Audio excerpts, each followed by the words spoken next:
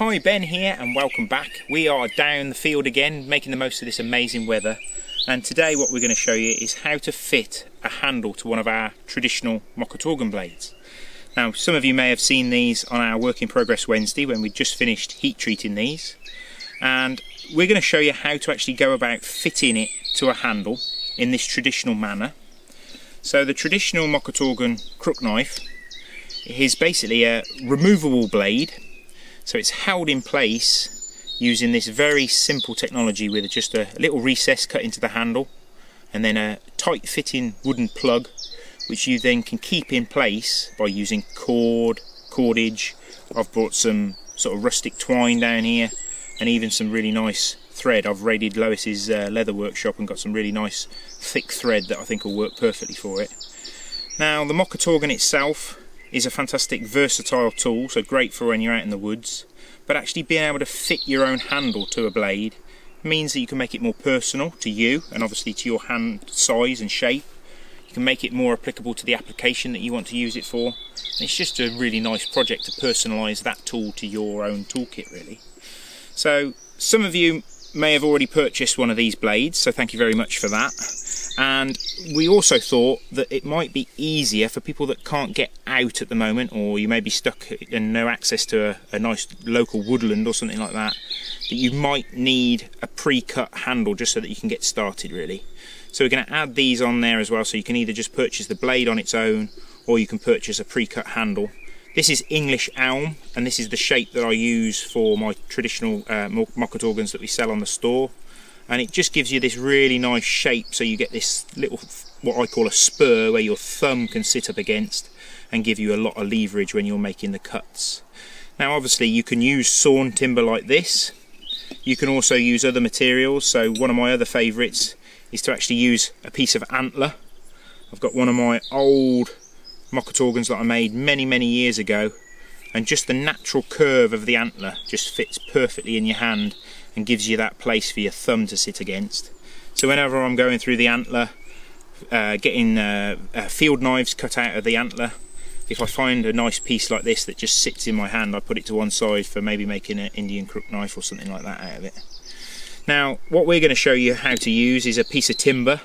Now if you were out in the woods and you just needed to fashion a quick handle, like an emergency handle for a tool, then you can use green wood cut straight out of the hedgerow or out of the woods. But what you will find is if you use wet wood, as you sort of use it and it dries out, it will shrink, and then that binding that you've put round the blade will actually come loose. So we're actually going to use a dry piece of timber, piece of seasoned timber, and occasionally if I have a spoon blank left over, this is 1/2 of a spoon, you've got that lovely flowing grain again that will work perfectly for a handle. Or you can use maybe a piece of wood that's got a natural fork or a branch to it, which will give you that nice flowing grain direction to it. So the advantage of finding a piece of timber that's got that natural grain direction is if we take the pre-cut blank, you'll see that it pretty much lines up and gives you that natural shape where you're going to put your thumb behind on that sort of back spur to give you plenty of leverage. So this piece of willow will be a little bit tougher to work because obviously we've got this sort of convoluted grain where that fork, where it was cut from, but I think it'll make a nice tough handle, and it should work okay for us. So what I'm going to do is I'm going to take it to the chopping block and cut at least one flat side on there so we can start working on it and see what the wood looks like inside. So even though this is fairly small diameter round wood, because it's already dried and seasoned, I'm pretty sure that it's not going to split on me. But ideally, if you could start with a bigger piece of material and cleave it, that's always an advantage. But what I want to do is just on this surface that's actually going to be the reverse side of the handle, I'm going to cut in there with my axe and remove some of that bark.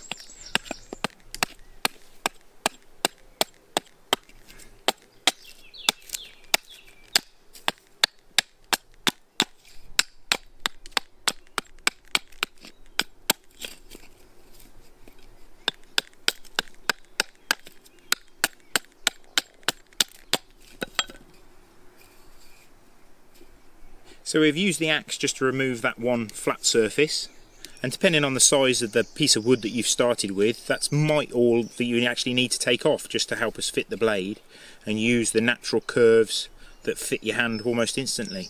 But this is a little bit big, so I'm going to use the axe and just remove a bit more material from this other side.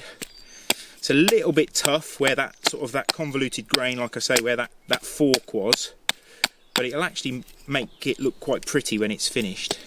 You'll have some sort of like flamey. I mean, it's funny, if it was a veneer, that's what they call crotch cut veneer, so you get this amazing sort of amazing grain to it. So yeah, it's going to be a pretty smart looking Mocotaugan handle, I think. It's very funny working with seasoned timber though. I'm used to using wet wood. It's so much easier to actually carve green timber. So if you wanted to, if you were sort of ahead of the game, you could always cut and prepare some handles while they're wet and then just patiently wait for them to dry. So that's looking a bit more like it. So now what I want to do is actually remove some more of that material. If you wanted to, you could use a pencil and draw a shape on there, but the best pattern that you've got is actually your own hand shape. So feel where it's uncomfortable, where it's digging into you, and then spend a little bit of time with the axe just removing some of that extra material.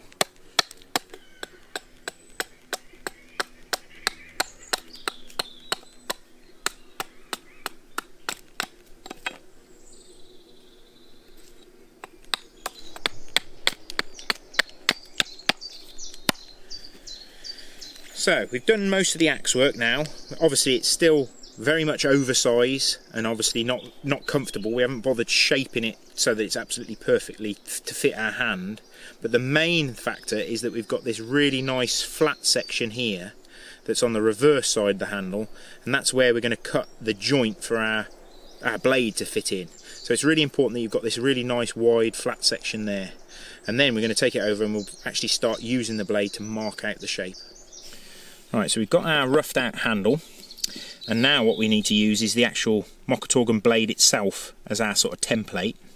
So what you'll notice with the blade is that the tang has actually got this crank to it, so the tang is straight and then the blade is set back at an angle. Now when you fit that into the handle, what it gives you is that it gives you this backward lean to the blade, which means that it slices very efficiently, but you don't have to sort of crank your wrist at a funny angle to get the cut to work nicely. Now when you come to mark out the blade, if you flip it over that way, you'll see that this funny little 90-degree bend that helps hold the blade in place gets in your way a little bit. So just so that it's easier to mark out the position, flip it over. Don't worry about that crank, but when you're lining it up, make sure that this is dead in the middle and dead parallel to the edges of your handle. Also line it up so that that goes right up to the edge of the handle, so that you can see exactly where you're marking.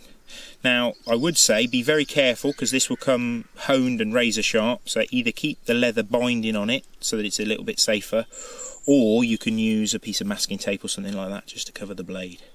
So I'm just going to line that up, and with a pencil you can just mark either side of the tang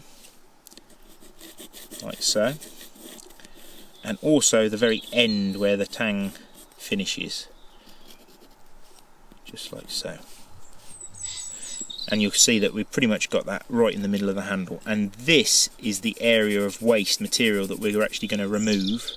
And we only need to remove probably twice the depth of the thickness of our tang. So this is made out of sort of 3.5mm thick steel, so we're going to be cutting a sort of recess about sort of 6mm deep, something like that, 7mm deep, and then this wooden plug will fit over the top of it. So that's the next thing we've got to do. So we've got that position of our tang marked out, and then I find that if you use a very sort of short bladed knife, this is a big pick knife that we're using, it just means that you can hold it very close to the tip, and what we're going to do is very carefully follow those pencil marks all the way down. So stick the tip of the knife in and then score all the way down that line. And the beauty of this end section of the handle being relatively straight grain is it's not trying to follow the actual grain itself, it's going nice and straight. And we'll do that both sides. And this is where you want to work on a workbench or a stump or something. Don't be working on your leg, because if you slip off the end you don't want to jab yourself with the knife tip. So I'm doing that a few times, and obviously every time I'm applying a bit more pressure and it's cutting deeper and deeper and deeper. And then we want to cut across here as well. So again, carefully with the tip of the knife, cut across that line. And we're going to have to take it in sort of increments. You won't be able to take it all out in one go. If you're in a workshop environment and you've got a vise, you could use a vise to hold the handle and then use a chisel. But obviously when you're out in the woods, you're only going to have a little knife with you, or your sheath knife or something, or even another crook knife. Somebody asked me, said, well, can't you use the Mocotaugan to make the handle? It'd be kind of awkward to start with. You could just lash that to a crude stick if you wanted to, just to help you fashion a more comfortable handle. But yeah, it's a sort of chicken and egg scenario really. So now I've got those lines scored, what I'm going to carefully do now is, using this hand to hold the handle, I'm going to come from either side and I'm going to angle the blade so that it's cut in at a sort of very shallow angle, but I'm working from the middle of where that tang sits to that line that I've cut. That's going to be my sort of stop cut, and you can see I can start to remove a little piece of material. Don't try and take it all out in one go, because you'll find that it'll dig in and it'll be awkward to do. So do one side all the way along, and what you'll find is you'll then need to increase that depth of that initial cut again.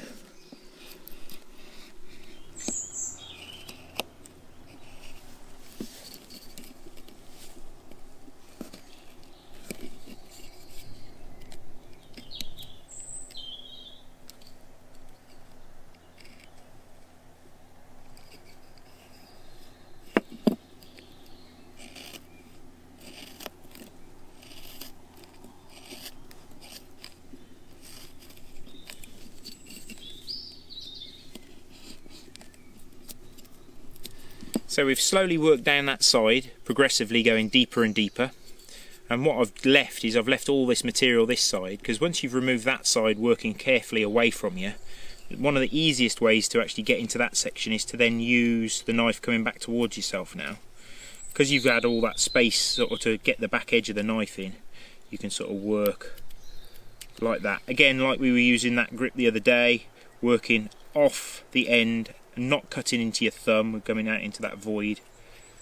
So work back towards that score line, and every now and again stop and make sure that that initial score line is nice and deep, because that is your safety to stop the grain breaking out. We need to create that nice little solid shelf that the blade is going to sit against.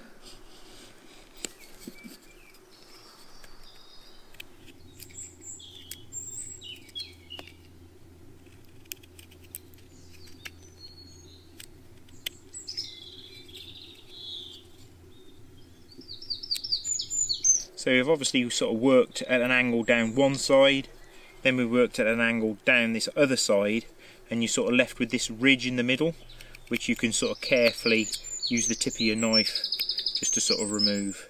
I mean, you might even find that a small crook knife is quite good to getting in there, but if you've just got a small straight bladed knife, then that works fine. And then you just have to sort of progressively do the same process again, so each side at an angle, and then sort of remove that central ridge that you've created.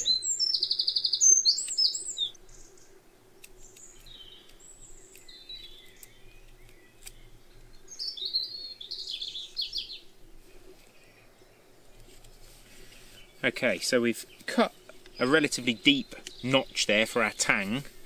Now it's worth just checking every now and again just to make sure that you've got the right sort of depth, and obviously that you haven't got too much material at the sides, so that you can get it all the way sat into that little notch.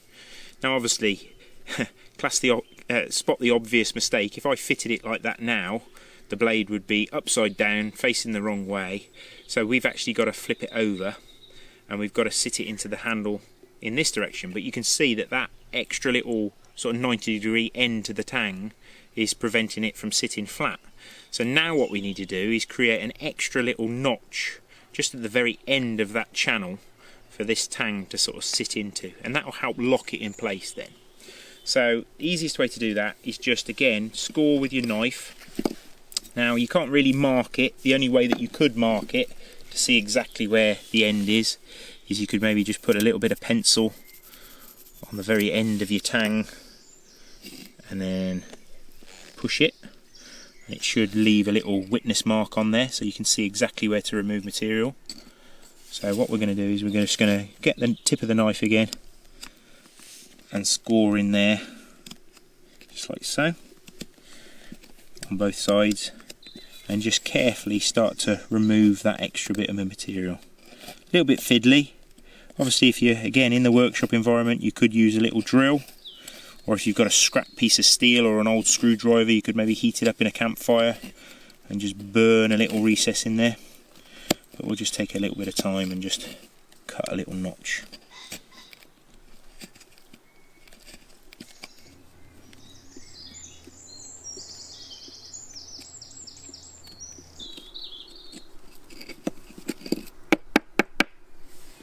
So we've made that little recess in there now, and you'll find that you sometimes need to just take a little bit of material off that very hard corner there, so that it will help that sort of curve of the bend of the tang just sit nicely. And keep trying it. You basically have to make that little recess deeper and deeper and deeper until you can sit your tang of your Mocotaugan in the body of the handle like that. And that's feeling pretty good. It's not rocking too much, and that feels pretty secure. Now, what you also might find that you need to do is just take a little bit of material off these corners as well, just to help sit the blade in a little bit. But I think I'm pretty much happy with that.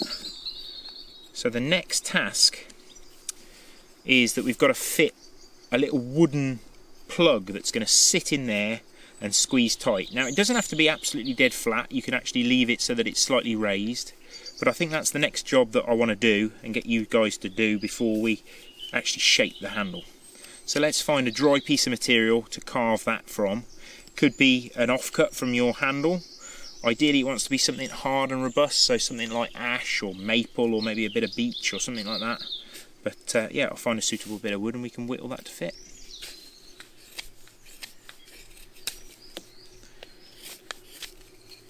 So I've actually found a really nice dry bit of hawthorn here, which should make a perfect little wedge to go in there. So obviously at the moment it's a little bit wide. Same scenario, but in reverse. If you wanted to, so that you get relatively the right width, you could use your tang to sort of mark the width on there. But obviously you need it to fit this void really. So it needs a little bit more material off the sides, and then we can cut this end a little bit squarer so that it marries up in there as well. But just spend a little bit more time with the knife, just planing those sides down. Now it doesn't want to be super duper tight on the edges of that sort of mortise that you've created, because you don't want the handle to actually split. So very carefully just take incremental little bits off until you can get it to just sit in there nicely.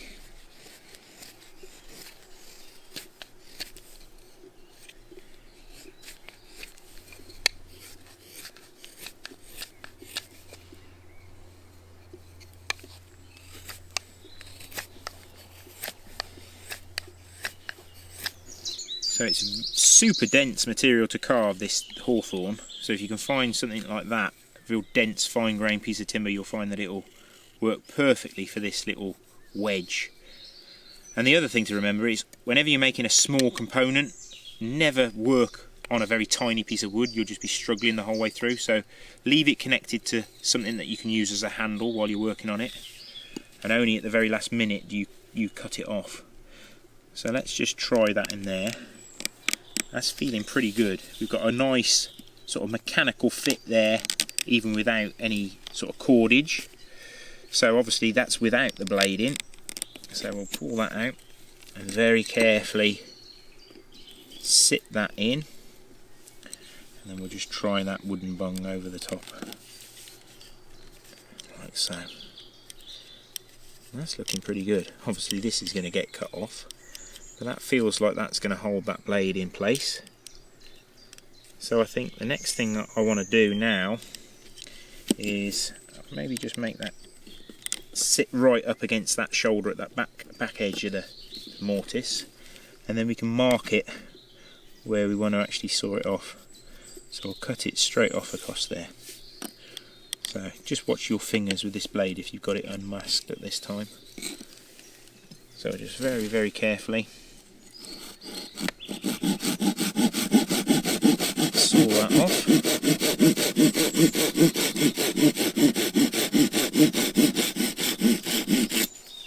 Like so. Hopefully find it hasn't fallen into the nettles. And then I'm just going to take a little bit of time. See, this is why we work on a long piece, because even now just doing this one little task is a bit of a tricky job. All I'm doing is just taking a little chamfer off the end of that where we just sawn it, just like so.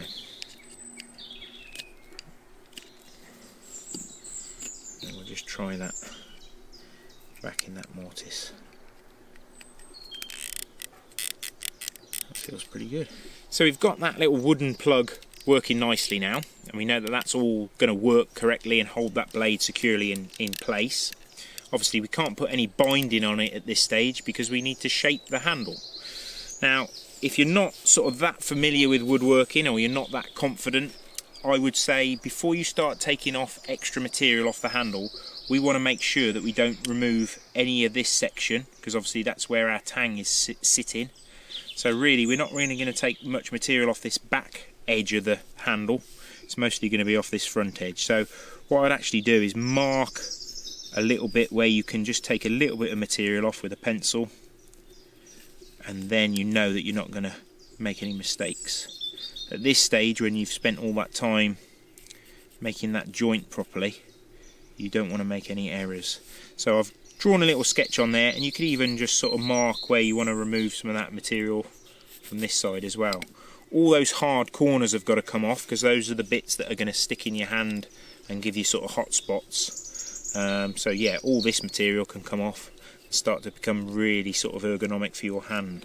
But obviously to do that, make sure you remove the blade, keep that little plug safe, make sure that you keep your blade out the way so you're not going to get cut. And it depends how much material you've got to remove really. If you've only got little corners to take off, then it's quite easy just to do that with your knife. But if you've got a lot of material, then obviously you can go back to the chopping block and take some off with your axe. So I'm just going to gently remove some of that material and just keep trying it. Keep holding it in your hand and seeing where you need to remove extra material. Worst case scenario, you could always use it for a bit and come back and remove extra material. It's the beauty of fitting the blade in this manner is it means that you can actually take the blade out anytime you want. The great thing about the Mocotaugan, I've got this fantastic book that's all about the sort of art and history of the Mocotaugan. When they've dated some of these blades and handles, they've actually found that the blades are older than the handle. That's basically because the handle was almost regarded as being disposable, or it would be sort of passed down to people. So yeah, keep hold of the blade and you can make the different handle for different jobs and all sorts really.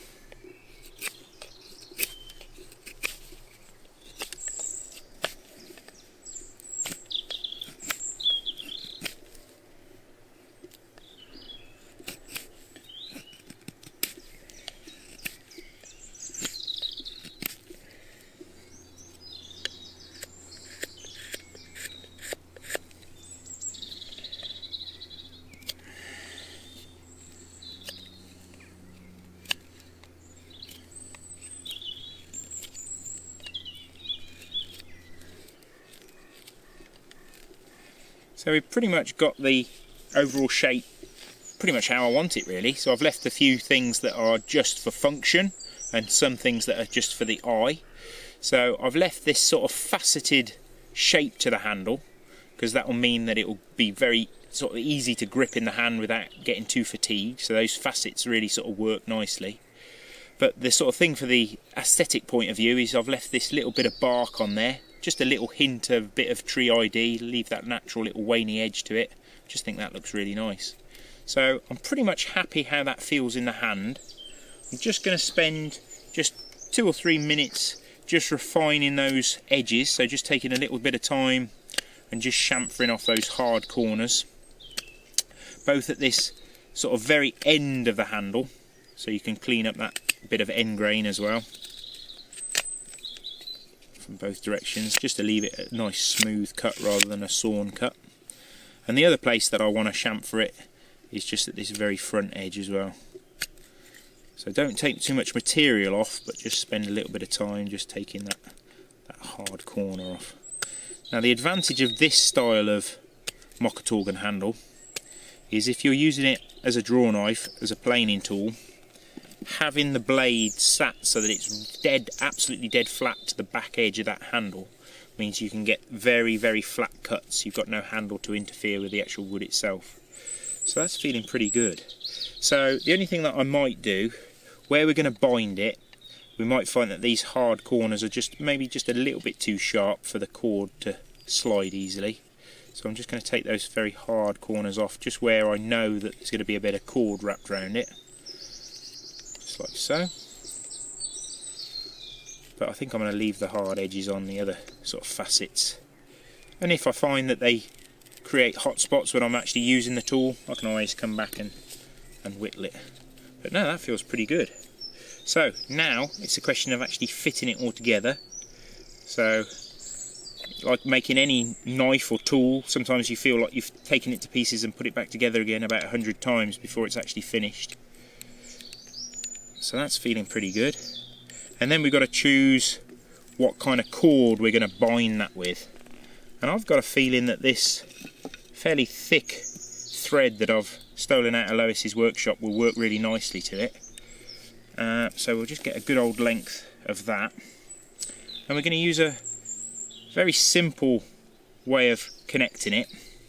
And we're going to use this sort of binding technique. So first of all we need to get a loop of string. And I normally help myself by laying it down one of these edges, like the edge of that wedge will create a little recess, so that will help the cord actually slide when we come to sort of tighten it. So create that like that. This is where you need another hand really to sort of pinch it all together. I'm going to pinch those two loops of thread together, and then we're going to start to whip it all the way back towards the blade itself. So a little bit fiddly to start with. We actually used the same technique to lash the bungee on our catapult the other day, so if you wanted to see it with some slightly thicker cord, you can always watch that little video. So just to get those initial loops relatively tight and relatively close together, and then we're going to work all the way back towards the blade itself. If you want to, you can obviously sort of cut yourself a length, but you never really know how much cord you're going to use. So the fact that this is on a fairly easy to use spool, I think I'm just going to keep it connected until I've worked out exactly what length I need. Try not to let the cord overlap itself. You want to lay it side by side. Looks like it has there a little bit, but I think we can get away with it because it's so thin. But you want to try and make it nice and neat and pull it as tight as you can at this stage, because that's going to actually hold that wedge in place. So just keep on going.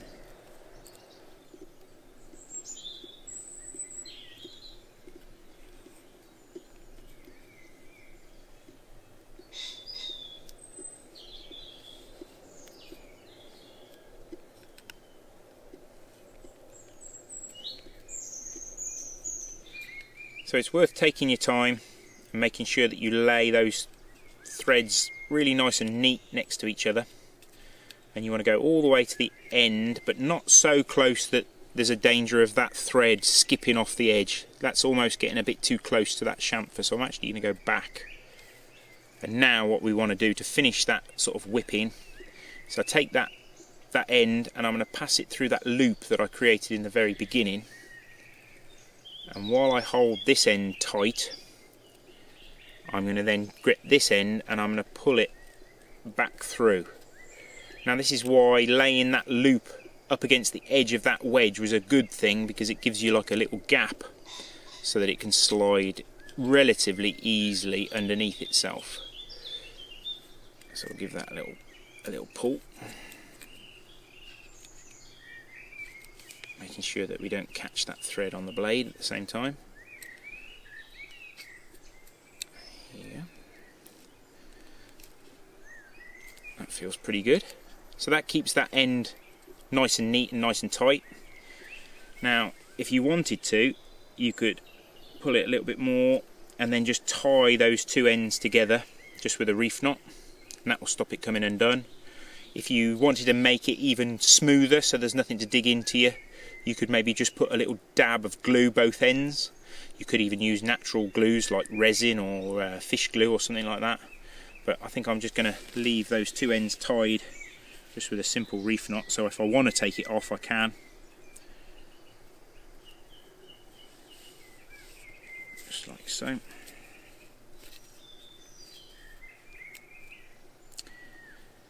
I mean, if you wanted to, you don't actually even need to use cord. If you look at sort of traditional Mocotaugans, they sometimes used silver wire or even used sort of pewter and things like that. So I'm just finishing off with a simple little reef knot. I'll just trim those ends.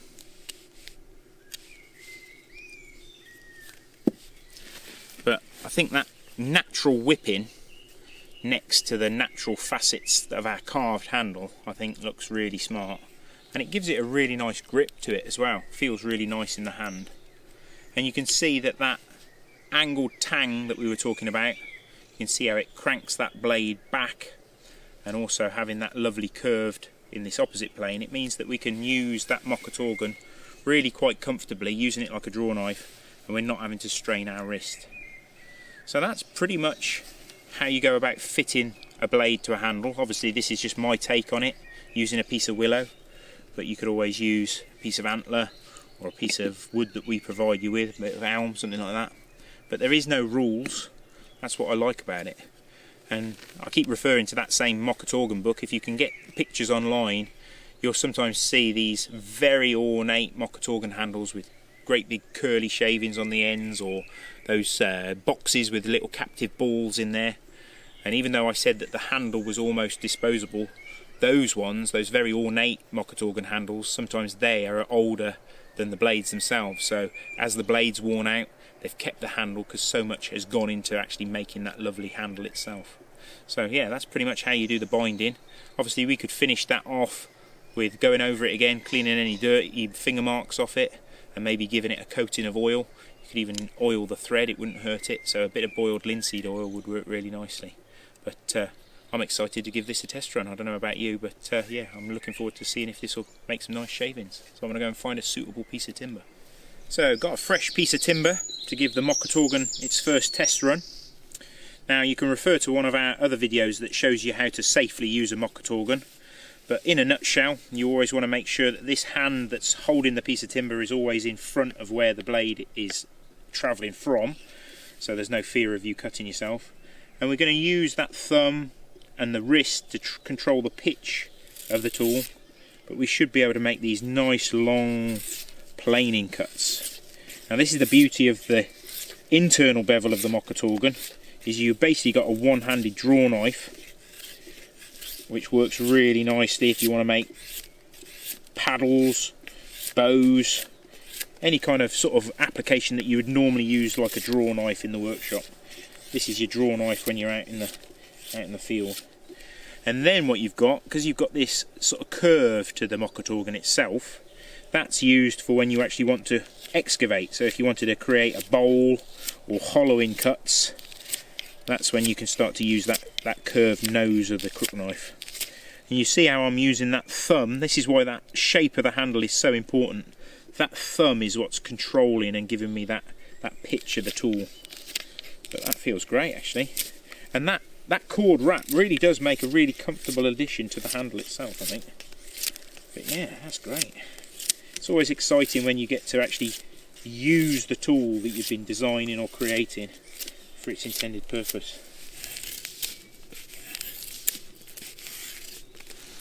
Yeah, that feels really good.